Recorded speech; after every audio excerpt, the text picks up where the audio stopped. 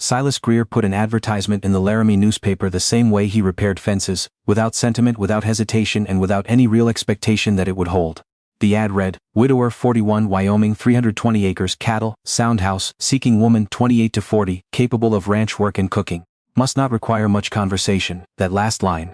"I've thought about it 100 times since I first heard this story." He actually wrote it, paid extra for those words. Must not require much conversation. And somehow, somewhere in Missouri, a woman named Dora Keel read that line and thought, that sounds like a challenge. Silas Greer had come to the Wyoming Territory in 1879 with a borrowed mule, a carpentry kit, and a stubbornness that his mother once described as his greatest gift, and his father once described as a burden on everyone around him. He was right about the mule and the carpentry. He built a life out of raw land the way other men built sentences, one word at a time, nothing wasted. By 1887 he had 320 acres in the Laramie Valley, a cattle herd that numbered over 60 head, a house with a real wooden floor, and a silence so complete it had become a kind of companion. His wife, Clara, had died in the winter of 1885.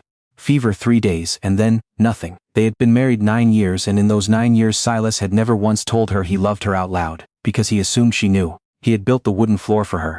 He had learned to make the corn pudding she liked. He had, every single morning for 9 years, made her coffee before she woke up, exactly the way she wanted it, because she was not a person who functioned well before coffee.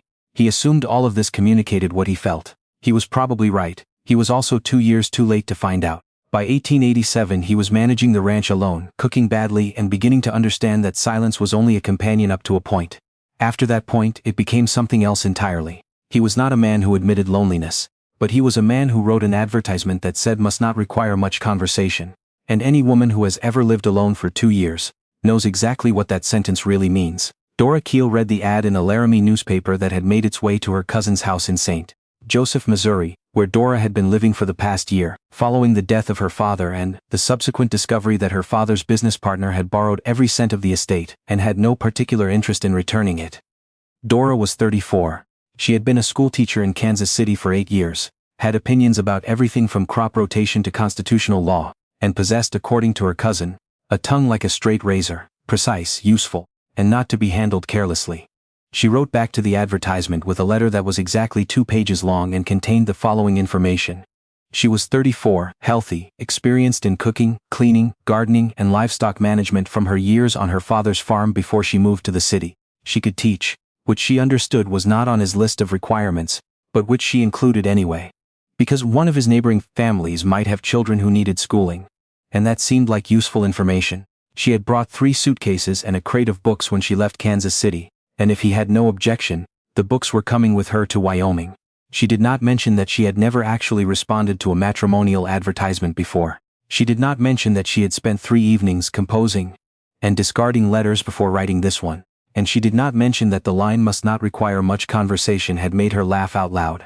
Not because it was funny, exactly, but because she recognized it immediately, as the kind of thing a person writes when they mean the opposite.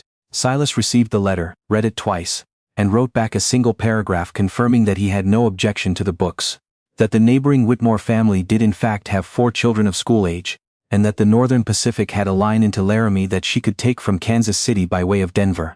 Dora arrived at Laramie Depot on a Thursday afternoon in late April 1888.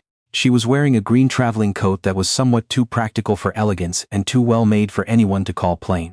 She had 1 trunk and the crate of books and a carpet bag, and she was standing on the platform looking at the surrounding mountains with an expression that Silas later described as the look of a woman who has already made her decision and is now taking inventory. He had not known what to expect. The letter had told him facts. It had not told him that Dora Keel was the kind of woman who assessed a situation in under 10 seconds and then acted on that assessment without apology. Her first words to him were, "You're Silas Greer," he said. "I am," she said. "Good. I was worried for a moment that you'd sent someone else to collect me, which would have been discouraging. Your mountains are extraordinary." "Is that the Snowy Range?" he said. "Yes," she said. "I've read about them. The reality is better." She picked up her carpet bag. "I assume you have a wagon." He did. They loaded the trunk and the crate of books. Silas noted the weight of the crate with some consideration, though, and drove the 11 miles to the ranch in a silence that was interrupted, on Dora's side every 3 minutes or so, with a question. About the soil, about the water table, about the nearest town and its general store, and whether it carried lamp oil, because she went through lamp oil at a rate that most people found alarming. About the cattle, specifically the ones she could see from the wagon road. About the winter, how long, how cold, whether the house had storm shutters. Silas answered each question with as few words as possible. Dora noted this and did not remark on it. She was, it turned out, a woman who could categorize information quickly and file it away. And what she was filing away about Silas Greer in those first 11 miles was this: he was not cold, he was contained. There was a difference, and she had spent enough years watching people to know it. That evening she made supper from what was in his kitchen, which was a more creative exercise than she had anticipated. There were dried beans, salt pork, half a sack of flour, onions, and a jar of molasses. She made a meal that was by any objective measure better than anything Silas had cooked in 2 years, and he knew it by the second bite. Though what he said was only, "It's good." Dora said, "Your pantry needs work. I'll make a list tomorrow." He said, "All right," she said. "I want to discuss the arrangement before we go any further." He looked up from his plate. This was, she noticed, the most attention he had given anything since she arrived that didn't have 4 legs. She said, "I came a long way to marry a man I've never met. That's a practical decision, not a romantic one, and I'd rather we treat it as such. I'll manage the house and help with the ranch. In return, I want 3 things. My own room until we know each other well enough to share one. And I mean actually know each other. Not just time on a calendar. A place for my books where they won't be moved without my knowledge. And the right to teach if the Whitmore children need it. Because I am better at teaching than almost anything else I do. And I won't give that up to stay home unnecessarily."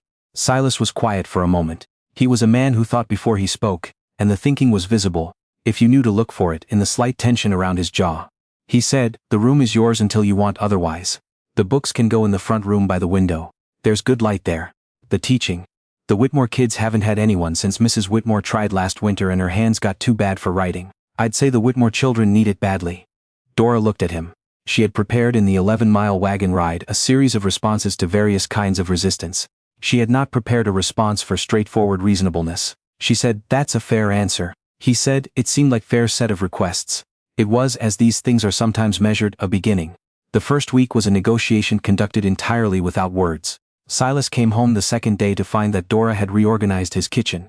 Not wildly, not in a way that made anything harder to find, but in a way that made every process from boiling water to storing grain about 40% more efficient. He stood in the doorway for a moment looking at it. He didn't say anything. The next morning he brought in extra firewood without being asked, stacked it by the kitchen door where it would be closest when she needed it.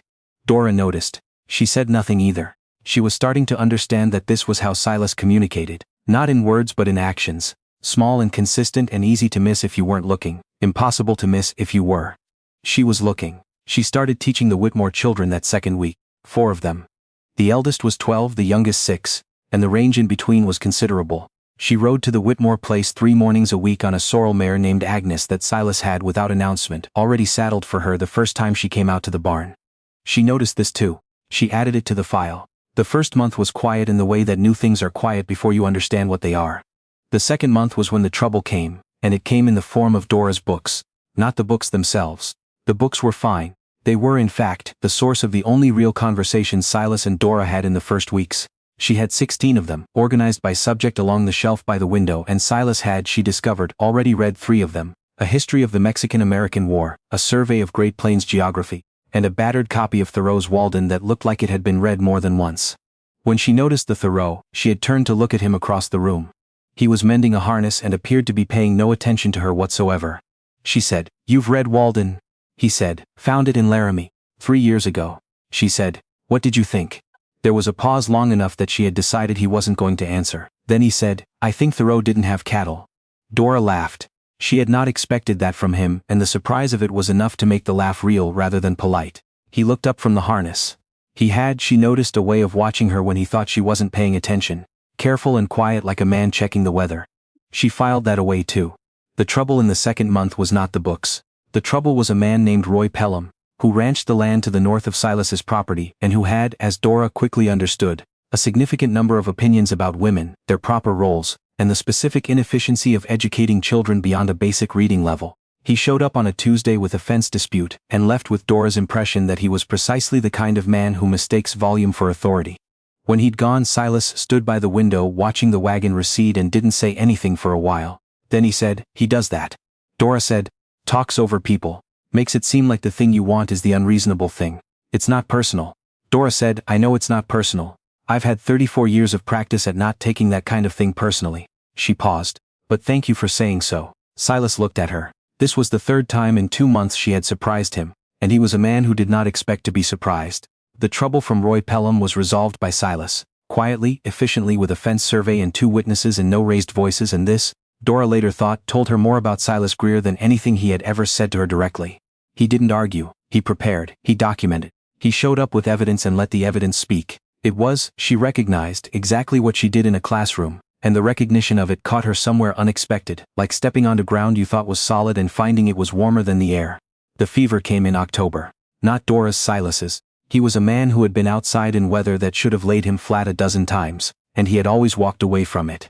October got him. He came in from the northern pasture on a Wednesday evening with ice on his coat, and a look in his eyes that Dora recognized from years of teaching children. The look of someone who was fighting something and starting to lose. She said, "You're sick." He said, "I'm fine." She said, "Silas," he said, "I just need to sit a minute." He was in bed by 9 o'clock with a fever of 103, which she determined by the old method of her hand against his forehead and her memory of what bad fever felt like. The nearest doctor was in Laramie, 11 miles in the dark in October, with a man who had a ranch to run and cattle that needed tending in the morning. Dora did not go for the doctor. Instead, she built the fire up high and kept it there through the night. She made broth from the last of the salt pork and a handful of dried sage she had found in the back of the pantry and had not yet had occasion to use. She brought it to him every 2 hours. He was not a good patient. He kept trying to get up, kept saying the cattle needed checking, kept listing the tasks that couldn't wait, as though she had not already been listing them herself and planning how to address each one.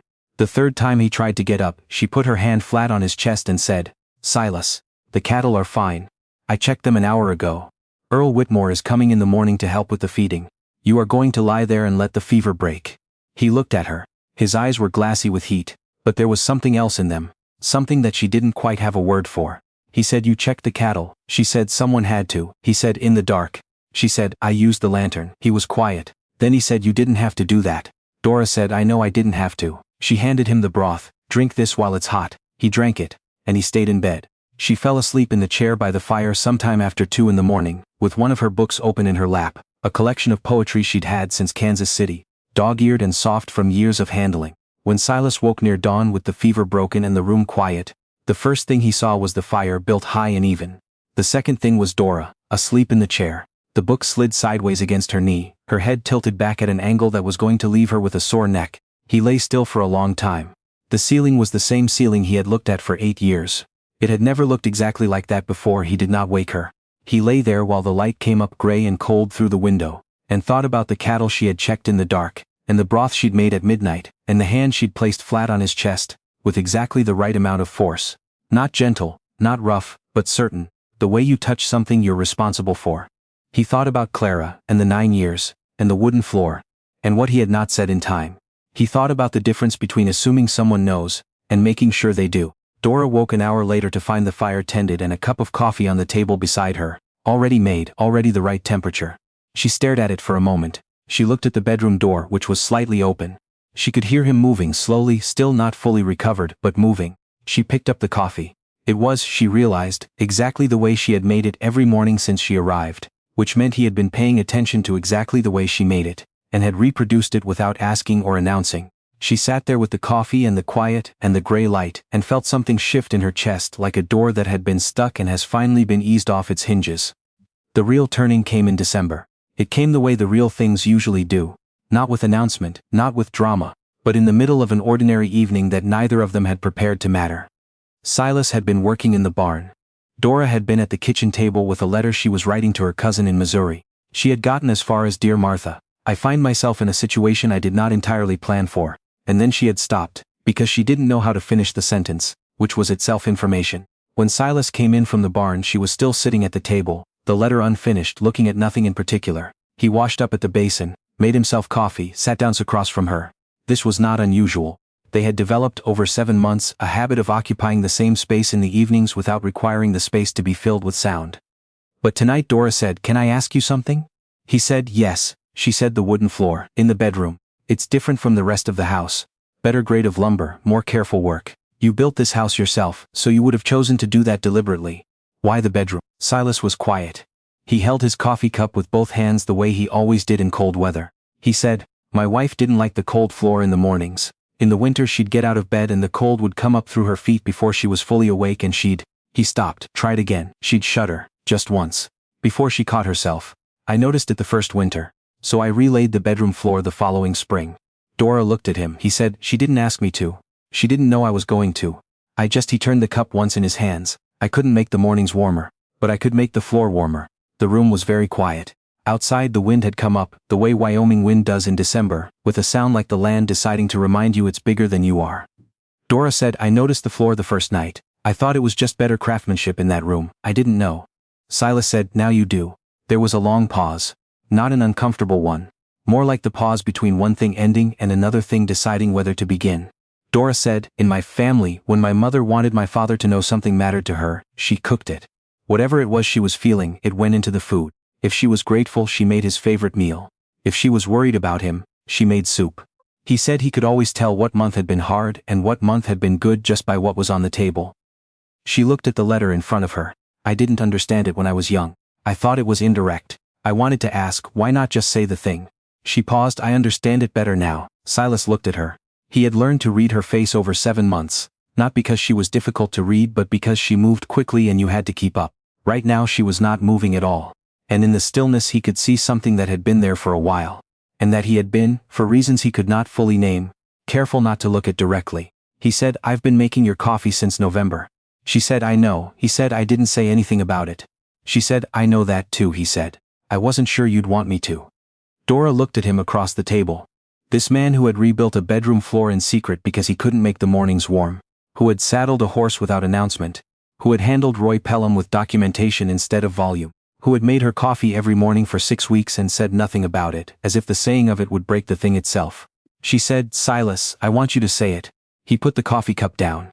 He looked at his hands for a moment, then at her. He said, I think I stopped being alone somewhere around the time you argued with the almanac, Dora said. The almanac was wrong about the first frost date. He said it was. You were right. The corner of his mouth moved just slightly, in the way it had taken her 3 months to identify as what passed for a smile with Silas Greer. I noticed that too. She reached across the table and put her hand over his. Just that. Nothing said. The fire in the hearth made the kind of sound it makes when the wood has settled and the burn is going well low and even and steadily warm. Outside the wind kept on, indifferent and enormous. Inside it was something else. Inside it was what it had been slowly becoming for 7 months, without either of them naming it. Because some things need to be built before they can be spoken. They were married on the 2nd of February, 1889, in the sitting room of the Whitmore family, with all 4 Whitmore children present. The eldest, James, had spent 3 months learning to read properly under Dora's instruction, and had recently, at age 12, finished his first full novel, which was Treasure Island, and which he had discussed with Dora at length and in detail. He stood very straight during the ceremony and looked, Silas later said, like a man who understood the gravity of the occasion, which was more than could be said for most witnesses. The circuit preacher read the words. Silas said them slowly, the way he said everything, as if each one mattered and rushing them would damage something. Dora said them clearly, the way she said everything, as if she had considered them beforehand and found them sufficient. After the Whitmore children served a cake that their mother had made from a recipe Dora had written out for her 2 months earlier. Silas Greer and Dora Keel ranched the Laramie Valley for 38 years. They had 3 children, a daughter who became a teacher in Colorado Springs, a son who took over the ranch, and a younger son who became a lawyer in Cheyenne, and who was by all accounts, extraordinarily good at preparing evidence before entering an argument, a trait that all who knew his parents found entirely unsurprising. The bookshelf that started in the front room grew over time to fill 2 walls. The sorrel mare Agnes lived to be 23 years old, which is unusual, and which Dora attributed to good care and a reasonable temperament, and which Silas said was just stubbornness, and by which he clearly meant it as a compliment. Silas died in 1927 at the age of 81. Dora lived until 1934 and died at 80, which her daughter noted approvingly, was long enough to finish everything she had started. She is buried beside him on the low hill east of the ranch house, where on a clear day you can see 50 miles of valley and in the far blue distance the snowy range that she had admired from the wagon on her very first afternoon in Wyoming. He advertised for a capable woman who didn't need conversation. She showed up capable of everything he hadn't asked for and unwilling to be quiet. And what they built together was not the arrangement he'd put in the newspaper. It was something neither of them had known to ask for, and better for it. I've told this story to a few people over the years, and the question I always get is the same one. When did he know? When did Silas Greer, a man who rebuilt a bedroom floor in silence and made coffee for 6 weeks without explanation, when did he know that what was happening in that ranch house was something permanent? I'll tell you what I think. I think he knew when she put her hand flat on his chest in the fever and said, "The cattle are fine. I checked them an hour ago. I think he knew the way you know something you've been trying not to know. All at once, and with the feeling that it was never actually a question. But I want to hear what you think. What was the moment for you? When you knew Silas had stopped counting Dora as a practical arrangement and started counting her as something he couldn't imagine the ranch without. Leave me a comment. I read everyone.